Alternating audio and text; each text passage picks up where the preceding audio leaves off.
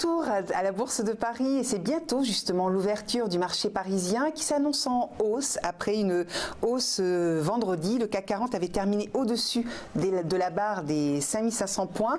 Et on va voir tout de suite avec Christophe Douane. Christophe Douane qui est consultant indépendant by Trading. Il est en duplex avec nous. Bonjour Christophe. Bonjour Christine.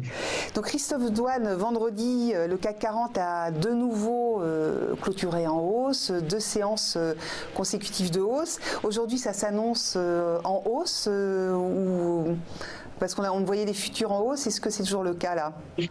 Non, tout à fait. On a une préouverture qui se dirige vers les moins 0,1%. D'ailleurs, voilà, ça vient juste d'ouvrir, moins 0,14%. C'est reparti à la baisse.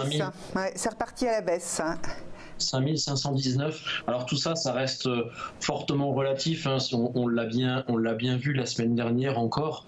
On a oscillé entre des valeurs qui sont relativement faibles. On travaille sur des niveaux qui ont 30-40 points d'écart, donc on évolue extrêmement peu. Yo-yo entre les 5515 et les 5530 en l'occurrence. Là, on est toujours capé et toujours barré par la résistance à 5535 et donc les recommandations sont toujours identiques tant qu'on n'a pas au-dessus des 5535 en début de semaine. Là, on ne pourra pas espérer aller plus haut. On a toujours un support à 5470, un support court terme à 5470 qui remet absolument pas en cause la dynamique haussière du CAC.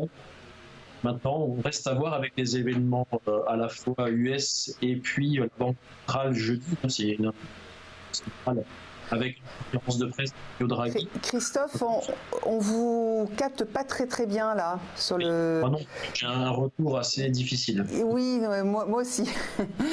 Donc, alors vous étiez en train de dire qu'on va aller voir ce qui allait se passer et on vous a perdu. Jeudi pour la Banque centrale et notamment la conférence de presse de Mario Draghi. Voilà, donc on va voir, on attend donc jeudi. Est-ce que vous pouvez nous dire où va s'arrêter l'indice de la Bourse de Paris et bon, effectivement, il y a cette incertitude jeudi, mais est-ce qu'on peut s'attendre sur 2018 à une poursuite de la hausse ou bien ça va rester entre deux eaux et à peu près au même niveau ? Ça, c'est extrêmement difficile de prévoir ça. Hein. La seule chose qu'on peut faire sur les marchés, c'est pas de la prédiction, c'est pas de la prévision, c'est de faire des probabilités et puis de faire des plans si la probabilité arrive ou elle n'arrive pas. Donc, ce sont des stratégies. Je me risquerai pas, et puis c'est pas ma vocation à faire des prévisions ou des prédictions sur le niveau du CAC. En tout cas, pour l'instant, il reste à la fois en court terme, en moyen terme et en long terme tout à fait haussier. Il n'y a absolument rien aujourd'hui qui remet en cause cette tendance.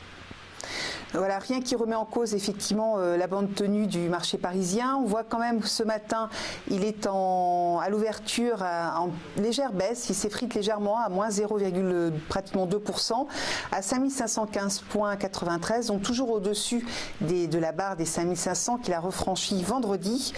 Donc on va regarder maintenant quels sont donc on voit bien qu'il est quand même très haussier voilà, ces derniers mois depuis 2017. Parmi les plus fortes hausse de la journée. On voit qu'on a Technip, FMC, les pétrolières et pétrolières sont bien orientées avec la bonne orientation du cours du brut. Donc on a aussi Total parmi les plus fortes hausses. Carrefour, LVMH qui a monté vendredi et qui est toujours bien orienté. Le titre n'avait pas très bien performé depuis le début de l'année, donc peut-être qu'il récupère un petit peu du terrain qu'il n'avait pas pris en ce début d'année.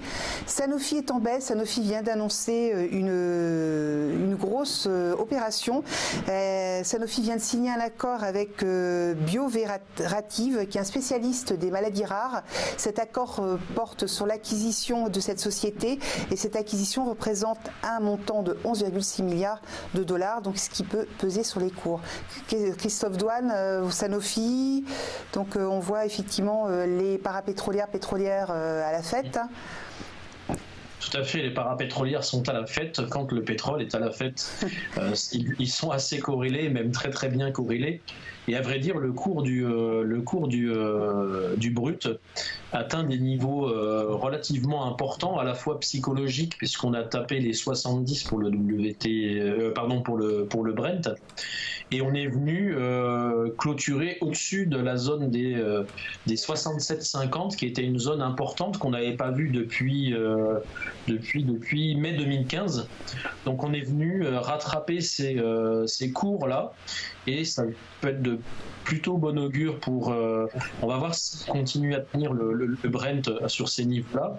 Pour l'instant, c'est plutôt positif. Tant qu'on passe pas sous cette zone des 67,50, 68, le Brent comme le WTI sur l'US, il n'y a absolument pour l'instant pas de signe de fatigue de cette dynamique haussière qui est maintenant en place depuis le mois de juin 2017. On fait une vraie ligne droite et une vraie tendance haussière qui pour l'instant ne tarit pas.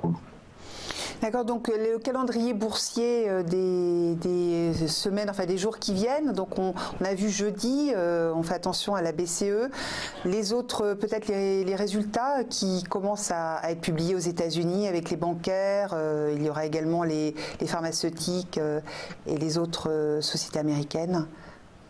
Oui, tout à fait. Et puis aussi, on a mardi un rendez-vous avec la BOJ, donc la Banque du Japon. Donc jeudi, on a dit la BCE. Et vendredi, on a le 4e trimestre du GDP américain.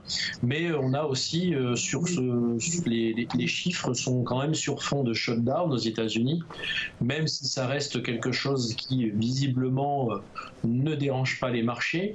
On se rappelle pourtant en 2013 qu'on avait eu un shutdown relativement important qui a eu un vrai impact. En tout cas, aujourd'hui, les marchés US font fi de ce problématique des shutdowns. Alors, bien sûr, c'est arrivé après la clôture US, donc reste à voir en tout cas, et je pense que l'Europe va tout à fait attendre l'ouverture des marchés américains pour aussi prendre une direction par rapport à ce que les Américains pourront faire vis-à-vis du shutdown. Donc à surveiller cet après-midi l'ouverture de Wall Street et de voir un peu si les cours pâtissent de ce shutdown, sachant que l'anniversaire de Donald Trump a été aussi l'occasion de refaire un point sur la santé de l'économie américaine qui est toujours au beau fixe. Donc peut-être que les investisseurs effectivement se focalisent sur les chiffres économiques. Après on va voir effectivement combien de temps durera ce shutdown, Christophe. Oui, ça c'est difficile de le savoir. Pour l'instant, en tout cas, il y a le bras de fer entre les démocrates et puis les républicains, et principalement donc Monsieur Trump est assez, on va dire, musclé, pas dans le sens musclé en termes de négo, mais pour l'instant, Trump ne souhaite pas, en tout cas, régulariser massivement ces étrangers sur le pays, ce que demandent les démocrates. Donc pour l'instant, on en est au 3e jour. On ne sait pas combien de temps ça va durer. En tout cas, plus ce shutdown va durer, plus l'incertitude va grandir.